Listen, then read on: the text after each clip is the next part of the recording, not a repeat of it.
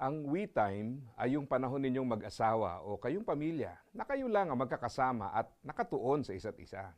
Sa mag-asawa, mahalaga itong we time.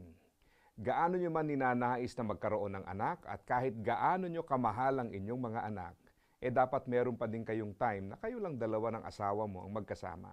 Dapat tandaan na ang marriage ninyo ay hindi nagtatapos pag may anak na kayo. Ang ibig sabihin niyan ay hindi dapat mawala ng panahon na para sa inyong dalawa lang. Yung sinasabi sa Bible na pagkatapos, sinabi ng Panginoong Diyos, hindi mabuting mabuhay ang tao nang nag-iisa lang. Kaya igagawa ko siya ng kasama, natutulong sa kanya at nararapat sa kanya.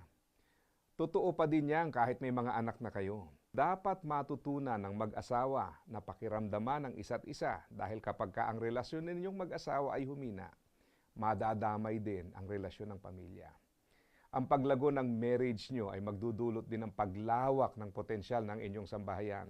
Kaya ang inyong relasyong mag-asawa ay hindi dapat pabayaan.